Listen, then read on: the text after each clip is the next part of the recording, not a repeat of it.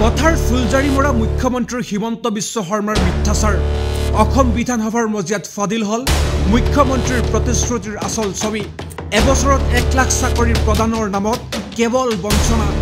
বিগত 10 বছৰত চৰকাৰে নিযুক্তি প্ৰদান কৰিছে মাত্ৰ 1,44,227 গৰাকীক মুখ্যমন্ত্ৰী হিমন্ত বিশ্ব শৰ্মাই বাৰে বাৰে দাবী কৰি আহিছে যে তেওঁ শাসনভাৰ লোৱাৰ পাছতে বিজেপি চৰকাৰে ৰাজ্যত 1 লাখ নিবনুৱাক চৰকাৰী চাকৰি প্ৰদান কৰিছে কিন্তু প্ৰকৃতাৰ্থত এয়া চতুৰ আৰু ধূৰ্ত মুখ্যমন্ত্ৰী হিমন্তৰ এক ডাঙৰ মিথ্যাচাৰ পবিত্ৰ সদনৰ মজিয়াটো মুখ্যমন্ত্ৰীয়ে যে ৰাইজক আভুৱা ভৰা আৰু মিছা প্ৰতিশ্ৰুতি প্ৰদান কৰে হেয়া ফাদিল হল সদনৰ মজিয়াতে চলিত অসম বিধানসভাৰ অধিৱেশনত বিধায়ক ৰাকিবউদ্দিন আহমেদে দক্ষতা নিয়োগ আৰু উদ্যমিতা বিভাগৰ মন্ত্ৰী জয়ন্ত মল্ল বৰুৱাক 2014 চনৰ পৰা বৰ্তমানলৈকে চৰকাৰী বিভাগসমূহত কিমান নিবনুৱাক নিযুক্তি প্ৰদান কৰা হল সেই সন্দৰ্ভত উত্তৰ বিচাৰে আৰু এই প্ৰশ্নৰ উত্তৰতে ফাদিল হল হিমন্ত বিশ্ব শৰ্মাৰ মিথ্যাচাৰ আৰু ভুৱা প্ৰতিশ্ৰুতি কেৱল কথাৰ ফুলজাৰি মৰা হিমন্ত বিশ্ব শৰ্মা চৰকাৰে এটা বছৰত নালাগে 3টা বছৰৰ কাৰ্যকালতো দিয়া নাই 1 লাখ নিবনুৱাক নিযুক্তি অসম বিধানসভাৰ তথ্য অনুসৰি 2014 চনৰ পৰা বৰ্তমানলৈকে 1,44,227 গৰাকী নিবনুৱাক চৰকাৰী বিভাগত সংস্থাপন দিয়া হৈছে আৰু ইয়াৰ ভিতৰত বৰ্তমানলৈকে নিয়োগ আৰু কাৰিকৰী প্ৰশিক্ষণ সঞ্চালকালয়ত নিযুক্তি পোৱা নিবনুৱাৰ সংখ্যা মাত্ৰ 418 জন এয়া কোন কোন বিভাগত বিগত 10 বছৰত কিমান লোকক নিযুক্তি দিয়া হল তাৰ তালিকা অনুসৰি বৰ্তমানলৈকে বতৰ বিজ্ঞান বিভাগত সৰ্বনিম্ন 3 গৰাকীক নিযুক্তি দিয়াৰ লগতে ডিপাৰ্টমেণ্ট অফ স্কুল এডুকেশ্যনত সৰ্বাধিক 42,249 গৰাকীক নিয়োজিত কৰা হৈছে কিন্তু লক্ষণীয় কথাটো হল যে নিয়োগ বিনিময় কেন্দ্ৰত পঞ্জীয়ন হোৱা তথ্য অনুসৰি ৰাজ্যত বৰ্তমানেও 20,68,954 গৰাকী নিবনুৱা আছে ইফালে ঋণৰ ওপৰত ঋণ লৈ কেৱল চমক সৃষ্টি কৰা হিমন্ত বিশ্ব শৰ্মা চৰকাৰৰ নিবনুৱা সমস্যা দূৰীকৰণ কেৱল মাত্ৰ প্ৰতিশ্ৰুতিৰ বন্যা 1 লাখ লোকক সংস্থাপন দিয়া সন্দৰ্ভত পূৰ্বে কি কৈছিল মুখ্যমন্ত্ৰী হিমন্ত বিশ্ব শৰ্মাই শুনক তেওঁৰ মন্তব্য এতিয়া প্ৰশ্ন হৈছে নিবনুৱা যুৱক যুৱতী কংগ্ৰেছৰ দিনতো আছিলে নিবনুৱা যুৱক যুৱতী এজিপি দিনতো আছে নিবনুৱা যুৱক যুৱতী বিজেপি দিনতো থাকিব কিন্তু প্ৰয়াস আৰু প্ৰচেষ্টা কেতিয়া চলিলে 1 লাখ চাকৰি আমাৰ দৰে দুখীয়া ৰাজ্য এখনে দিব এই সদনত বহি থকা কোনোবা ব্যক্তিয়ে কেতিয়াবা কল্পনা কৰিছিল নেকি আজি মই গৌৰৱেৰে ইয়াত উত্তৰ দিছো যে মে মাহৰ ভিতৰত আমি 1 লাখ চাকৰি দিয়াৰ কাম শেষ কৰি দিম মই অত্যন্ত দায়িত্ব সহকাৰে ক'ব খোজো যে অসমত 12 লাখ নিবনুৱা যুৱক যুৱতী আছে 22 লাখৰ পৰিসংখ্যা আমি পাৰ হলো অসমত আজি আমাৰ বিভাগৰ সূত্ৰমতে এতিয়া নিবনুৱা যুৱক যুৱতীৰ সংখ্যা আমাৰ 22 লাখ নহয় আমাৰ নিবনুৱা যুৱক যুৱতীৰ সংখ্যা এতিয়া কমি আহি আমাৰ নিবনুৱা যুৱক যুৱতীৰ সংখ্যা হৈছে 12,36,299 ইফালে হিমন্তৰ এই মিথ্যাচাৰ আৰু ভুৱা প্ৰতিশ্ৰুতিৰ বিৰুদ্ধে সৰব হৈ পৰিছে ডিৱাইএফআই ৰাজ্যিক নেতা নিৰংকুশ নাথ মিছা কথা কোৱাৰো এটা সীমা থকা উচিত ডক্টৰ হিমন্ত বিশ্ব শৰ্মাই মিছা কথা কোৱাত যে পাকৈত সেই কথা আমি গম পাইছিলো কাৰণ তেওঁ সদনত থাকিও মিছা কথা ক'ব পাৰে মানুহক বিভিন্ন ধৰণৰ প্ৰতিশ্ৰুতিৰ বন্যা বুৱাই বিভিন্ন ধৰণৰ মিছা কথা ক'ব পাৰে কিন্তু মিছা কথাৰ যে সীমা চেৰাই যাব পাৰে সেই কথা আমি ভবা নাছিলো বিশেষকৈ নিযুক্তিৰ ক্ষেত্ৰত যেটো বিষয়ক লৈ পেলাই তেওঁ সকলো ফালে বাহবা লৈ ফুৰিছে যে বছৰি 1 লাখকৈ নিযুক্তি দিব বা মিছা কথা কৈ থাকে যে দিছু বুলি আৰু আমি জানো যে 2 বছৰত এতিয়া 3 বছৰে সম্পূৰ্ণ হ'বগৈ 1 লাখ নিযুক্তিৰ যি প্ৰতিশ্ৰুতি আছিল সেই প্ৰতিশ্ৰুতি পূৰণ নহল বিভিন্ন হৰ্ডিঙত 1 লাখ নিযুক্তিৰ এডভাৰটাইজমেন্ট চলি থাকিলেও সেয়া পূৰণ নহল কিন্তু তাতোকৈ ভয়ংকৰ বিষয়টো হৈছে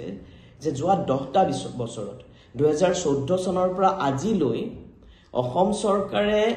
নিযুক্তি দিছে মাত্ৰ 1,44,227 জনকে তেওঁলোকে কি কয়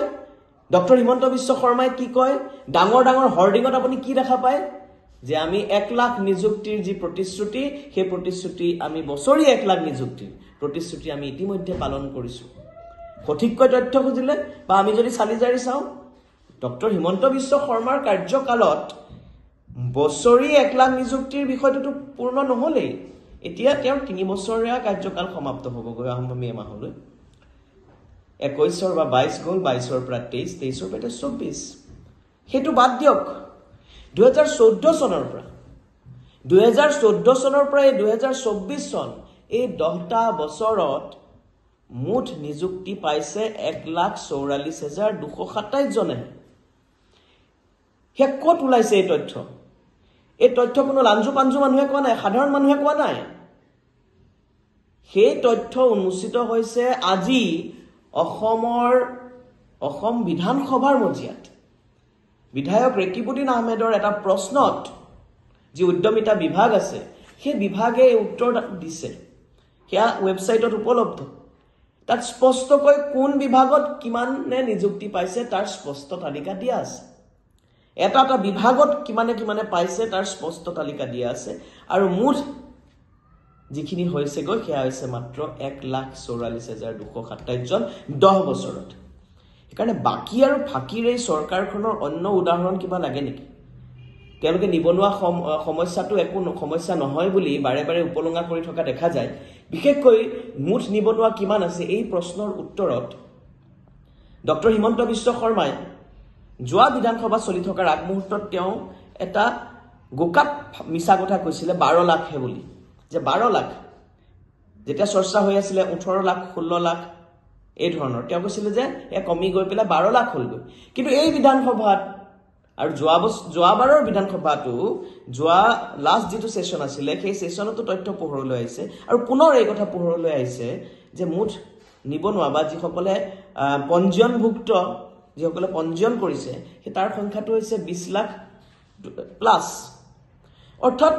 মুঠ নিবনুৱাৰ ক্ষেত্ৰত ফাঁকি দিয়ে। আৰু যিটো কথা তেওঁ মেইন ট্ৰাম্প কাৰ্ড হিচাপে বাৰে বাৰে কৈ থাকে, তেওঁ যেতিয়া আক্ৰমণৰ সন্মুখীন হয় তেতিয়া তেওঁ বাচিবলৈ এটা কথাই কৈ থাকে যে আমি সাংঘাতিক নিকা আৰু স্বচ্ছ নিযুক্তি দিছো। নিকা আৰু স্বচ্ছ নিযুক্তিৰ প্ৰমাণ আপোনালোকে ইতিমধ্যে দেখিছে কি ধৰণে অভাৰলেপিঙৰ নামত যুৱকসকলক প্ৰতাৰণা কৰা হ'ল। যিটো কথা আমি বাৰে বাৰে কৈ থাকোঁ যে 50,000 নিযুক্তি 44,000 নিযুক্তি বুলি কৈ থাকিছিল, আমি কৈছিলোঁ 44,000 নহয় তাতকৈ আধা হ'ব। ঠিক সেইদৰে ইতিমধ্যে তেওঁলোকে কি ধৰণে নিযুক্তিৰ ক্ষেত্ৰত যিবিলাক বেমেজালি সেই বেমেজালিবোৰ পোহৰলৈ আহিছে। কি ধৰণে 57 বছৰীয়া